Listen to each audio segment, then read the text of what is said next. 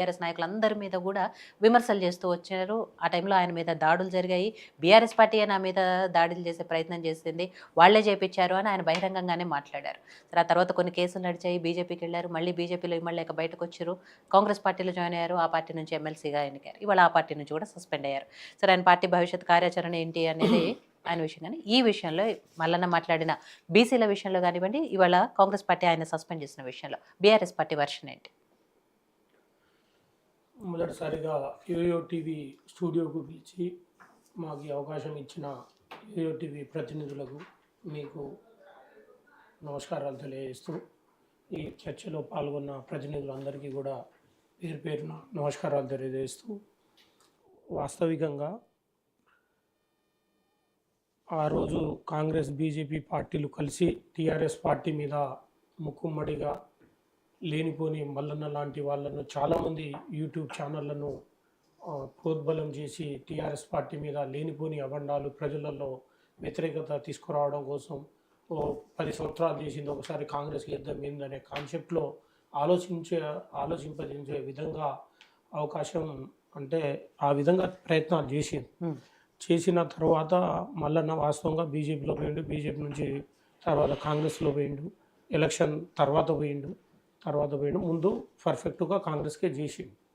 కానీ ఇలా బీసీల వర్షన్ వచ్చేసరికి ఒక్క మల్లన్నే కాదు, బీసీ సమాజం కావచ్చు, ఎస్సీ ఎస్టీ సమాజం కావచ్చు, ఎవరు కూడా ఈ సర్వే మీద విశ్వాసం లేదు.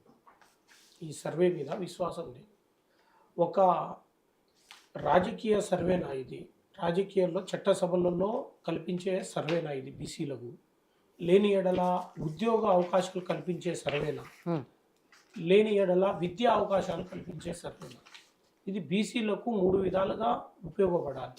ఫస్ట్ విద్యా విషయంలో, ఉద్యోగం విషయంలో, తర్వాత రాజకీయ చట్టసభలలో రాజకీయ విషయంలో. ఈ 3 అవసరం పడాలి. ఈ 3 కలిపి ఒకేసారి చేస్తే అది కొట్టివేయబోతుంది. దేనికి దానికో 3 చట్టసభలలో ప్రవేశపెట్టాలి. 3టికి తీర్మానం చేయాలి, కులంకుశంగా చేయాలి. సమగ్ర కుటుంబ సర్వేలో 52% వచ్చిన బీసీల సంఖ్య 46% వచ్చింది. సరే, ప్రభుత్వం కూడా తప్పని ఒప్పుకున్నది, సొంత పార్టీ ప్రతినిధులు ఉన్నారు, ప్రజలు కూడా విశ్వసిస్తలేరు. కాకుంటే దాని మీద జరగవలసినంత ఇంట్రెస్ట్ జరుగుతలేదు.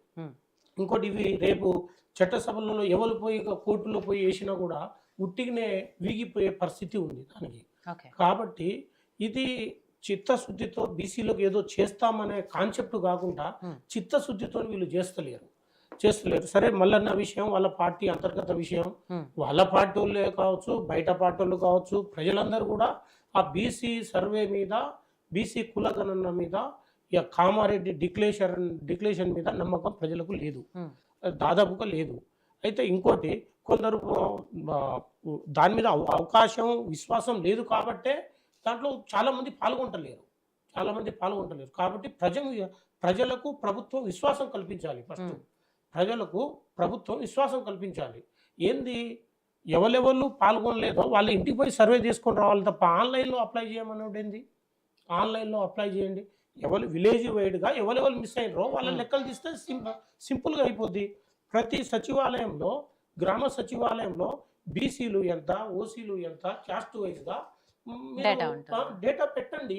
దాంట్లో మిస్ అయిన వాళ్ళు ఎంతమంది ఉన్నారో ఉట్టిగా తెలిసిపోతుంది కదా. విలేజ్ సెక్రటరీ ఉంటారు, విఆర్ఓలు ఉంటారు, ఈజీగా చెప్పేస్తారు కదా.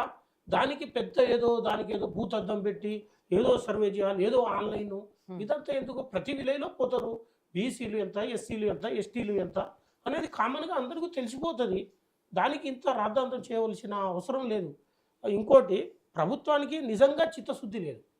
చిత్తశుద్ధి బీసీల పట్ల కానీ, ఎస్సీల పట్ల కానీ, ఎస్టీల పట్ల కానీ అస్సలే లేదు. ఇదంతా నటన. ఒకప్పుడు మేము నటించడానికి ప్రయత్నం చేస్తాం, మేము చెప్పడానికి ప్రయత్నం చేస్తాం, ప్రజలు మోసపోవడానికే ప్రయత్నం చేస్తారని సీఎం గారే ముఖ్యమంత్రి కాకముందు అనేక సందర్భాల్లో చెప్పిండు. అందుకనే అదే ఇప్పుడు ఫాలో చేస్తున్నాడు. కాబట్టి మల్లన్న అనేది వాళ్ళ పార్టీ అంతర్గత విషయం.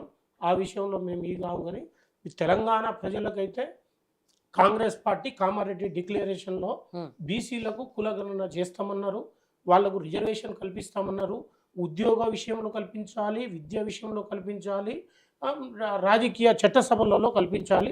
కల్పించినాకనే ఇదంతా డిసైడ్ చేయాలి. ఆ చేయడం కోసం చిత్తశుద్ధితో ప్రతి విలేజ్‌లో ఎవరు మిస్ అయ్యారో సింపుల్‌గా తెలిసిపోతది. ఎవరు పాల్గొన్నారో, ఎవరు పాల్గొన్నారో సింపుల్‌గా తెలిసిపోతది. వాళ్ళ లెక్కలు చూస్తే అయిపాయే. దానికి ఆన్‌లైన్‌లో ఎవరు పోయి అప్లై చేస్తారు? ఏ ప్రజలకు ఇంత చదువుకున్నోళ్ళే ఇబ్బంది పడుతున్నారు. ఉమ్. విలేజ్‌లో సింపుల్ అయిపోయే పనిని ఏదో మళ్ళీ కాలం ఎల్లదీయడం కోసం, ఇది సాగదీయడం కోసం ప్రయత్నం చేస్తుంది ప్రభుత్వం. కాబట్టి తప్పకుండా చిత్తశుద్ధితో చేయాలి. ఈ విద్య, ఉద్యోగ, రాజకీయ పరంగా తప్పకుండా అవకాశం కల్పించే విధంగా బీసీ డిక్లరేషన్ వాళ్ళు కామారెడ్డిలో ఏ విధంగా చేసిండ్రో దాన్ని కట్టుబడి తప్పకుండా ఉండాలి. రైట్. సో వేణుగోపాల్ గారు, తీన్మార్ మల్లన్న అలియాస్ చింతపండు నవీన్ గతంలో మీ మిత్రుడే, బీజేపీలో కూడా కొన్ని రోజులు ఉన్నారు. సరే, ఆ పార్టీలో మరి ఏమైందో ఏంటో కారణాలు తెలియదు కానీ బయటకు వచ్చారు. తర్వాత